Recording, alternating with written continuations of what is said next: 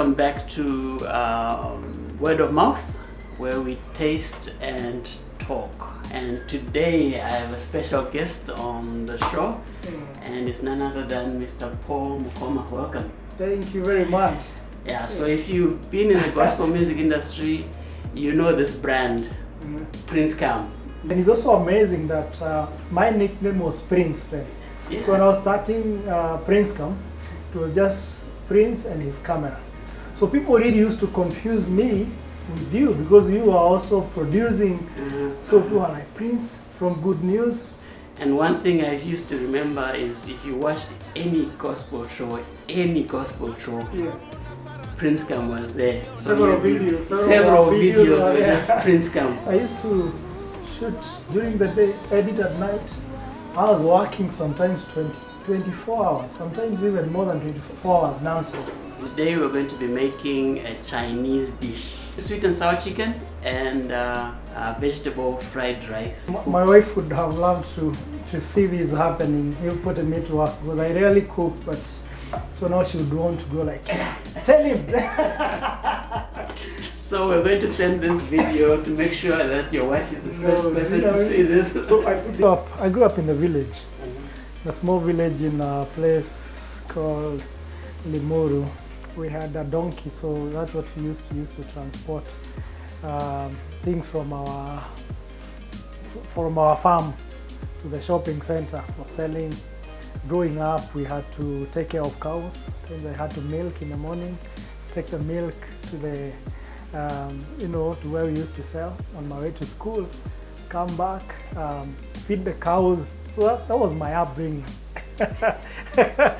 That was my upbringing, and I believe I was also nurtured. That's why I learned how to work hard and to do something with your hands and be diligent. So that taught me work ethic. So fast forward, when I went to high school, cleared high school, I didn't know what I wanted to do. And my dad had just bought a small pickup van, and we converted it into a matatu. And so now my work was to use it to transport people from Limuru to Naivasha. So that was my first job after high school. So you're the driver or the... No, I was a tout. Okay. I was a tout. I didn't even have a driving license then. Wow, hanging. And that time, amazingly, it was a pickup. So you hung from the back. I don't know whether you've ever seen such kind of... So you feel people, they stand, they are even at the aisle, there are people who are bending there, like 10 people, and then we have like 10 more people hanging at the back. So you're hanging with them, and they have to pay, even as you move. This matatu was old, so within no time it was grounded. It couldn't, actually I think it left us with more losses than profit. It consumed my entire dad's pension money. So I worked in our farm for some months. We had a small farm in Naivasha. So I worked there hoping again I can make something out of it. But that was also very tough. So nothing came out of a farm. I mean, even what could come out, I felt like this is not what I want to do. So I thought I need to escape from a village and go to the city where there are more opportunities. So the only knowledge I had was my cousin who had gone to do food and beverage in a college, career center. So I followed him to career center, did food and beverage, and became a waiter. Started working as a waiter in a restaurant. What is that you're putting?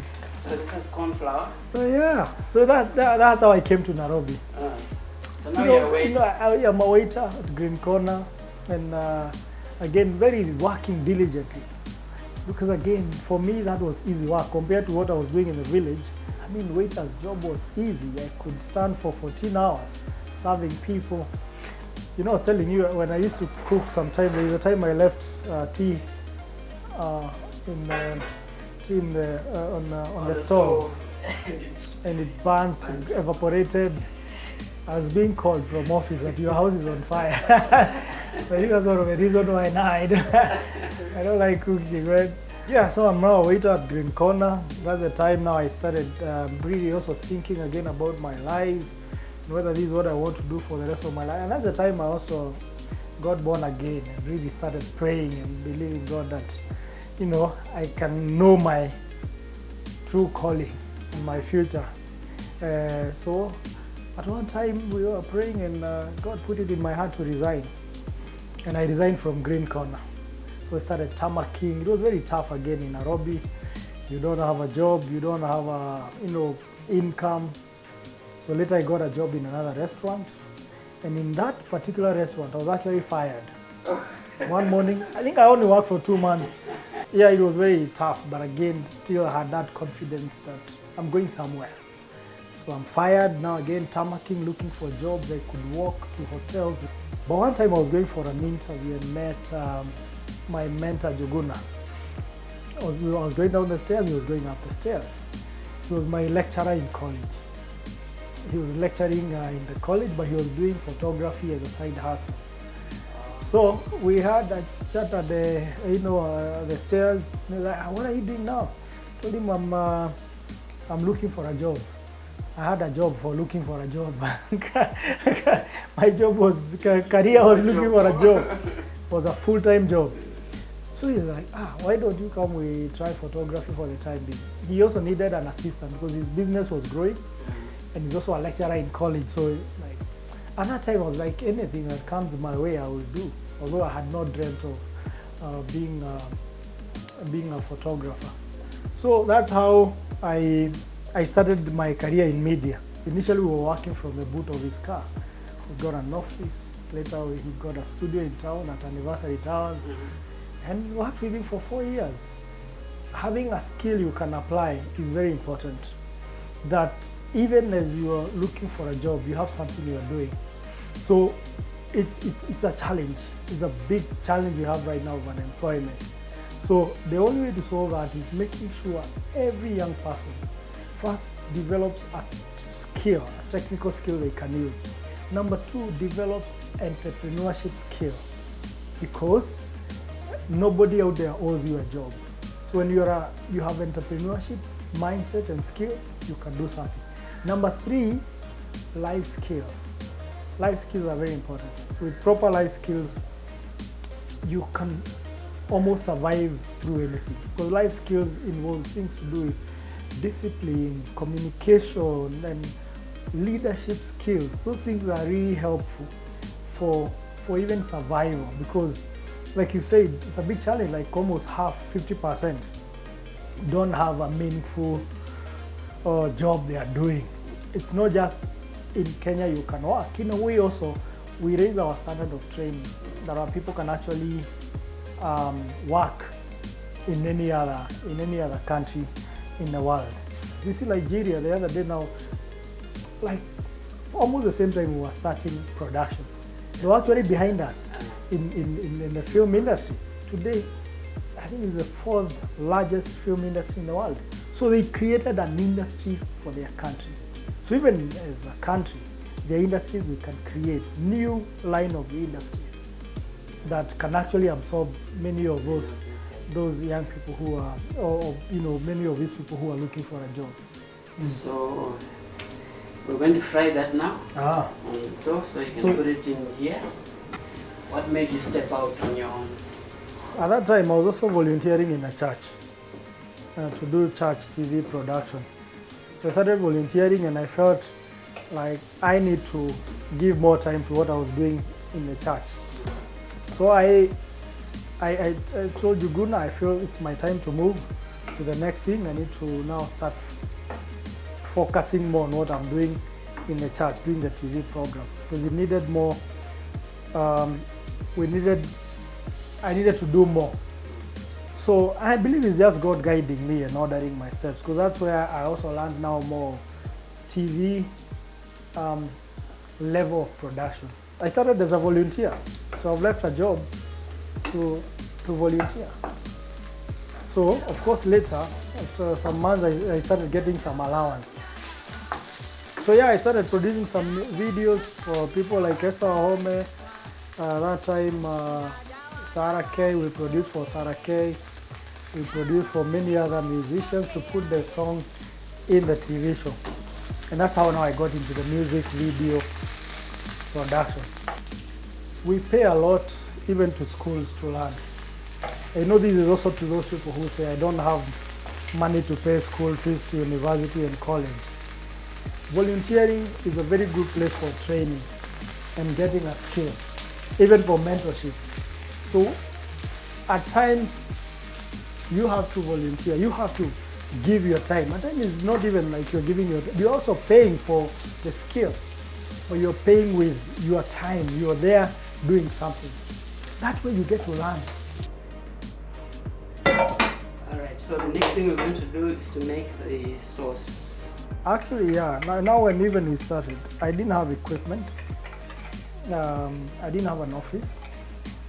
All I had was a skill. All I had was a discipline. Now skill, all-round skill, like I talked about. I had picked the technical skill.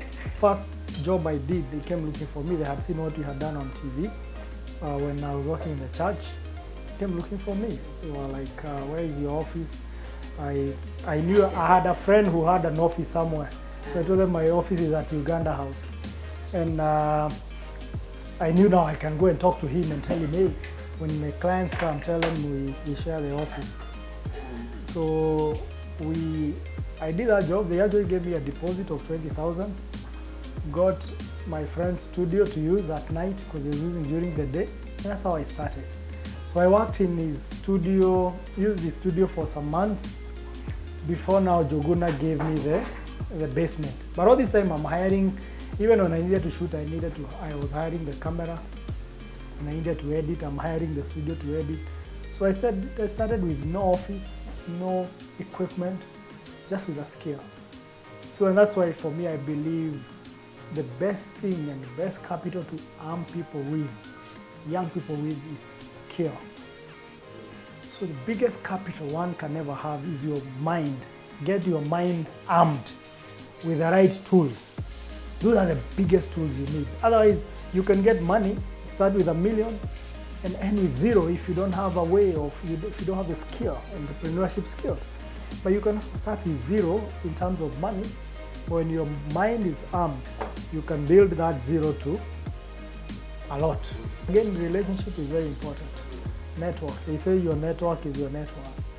So building the right networks is again very good capital and place to start. And along this journey, I used to train people. I used to get people from schools who could come for internship. But when I was working in the church, I found myself starting to mentor people. Mentor guys in production. All the guys I worked with in the TV show had not gone to school. I trained them. I think also because of how Joguna trained me, it planted a seed in me that I want to help other people. I want to train, and I saw the possibility of training someone from the scratch, and they get good. So it built that confidence. So I had it in me, but I think this is what really brought it out, that wow, it's possible to train somebody and they become good at it, even without going to school. So I think that's how the seed was planted. But at this time, when I started Princeton, it was also out of need because I'm not in a position to employ people. I just started, I don't have money to employ a professional. But this in turn, they want knowledge, they want skill, and I can give them that, and they give their time in producing what I need them to produce. So I knew at one point I would want to start a college that focuses on practical hands-on skills, that I can get people ready for the market. By the time they leave school, I think they're more prepared. So that's how even the dream of starting a school was conceived. So the vision for Princeton was always to become a global media production company, produce world-class productions and go big, just go global. And the mission was always to transform the society through what we were doing and nurturing talents. Everything is faith, and these are the things just ride on that. That everything is, the foundation is faith and everything is spiritual. I think as much as you try, it may not be your strength. So it's very important to discover that, know yourself, know your strength, focus on your strength and let other people do what they are good at. You know, partner with people who can do the other things which you are not good at. And my mentor taught me one thing: there comes a time you change or you die. Just like the journey of a butterfly. When it's in that cocoon, it can either change or die. It can either break out of the cocoon and become a butterfly, or insist on remaining in the cocoon, or remaining a caterpillar. But if you insist on remaining at the caterpillar, you're like, okay, caterpillar, you die. So now the vegetables are ready. Yeah. We're just going to put the rice in there. So how we see the next stage and the next phase, we have started something called Talanta TV. It's about content creation and giving our students a platform where they can put content. Because content, Bill Gates at one time said content is king. But we've moved from where content was king to where content is becoming kingdom. So we are not only training people how to create content, but we want to be in that space where we can help monetize content, even work with our students to create content for different platforms, for online and for TV. And also we are starting a record label because we have seen what talents can do. We've been in the journey of nurturing so many talents. We also want to be in that space of producing, signing up artists, producing them, and helping them, giving them a platform to go to another level. So we are starting a record label. We're adding some soy sauce, a bit salty, but it also adds some flavor. So incubate businesses, or our students, help our students take off, and other people mentor them in business.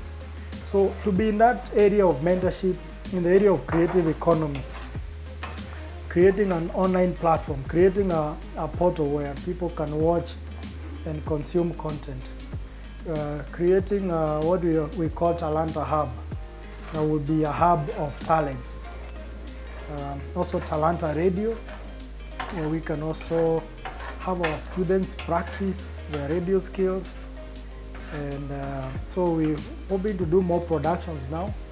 You can see on TV films, from working on films, working on TV programs, the TV shows we are working on that you'll see soon on mainstream other channels.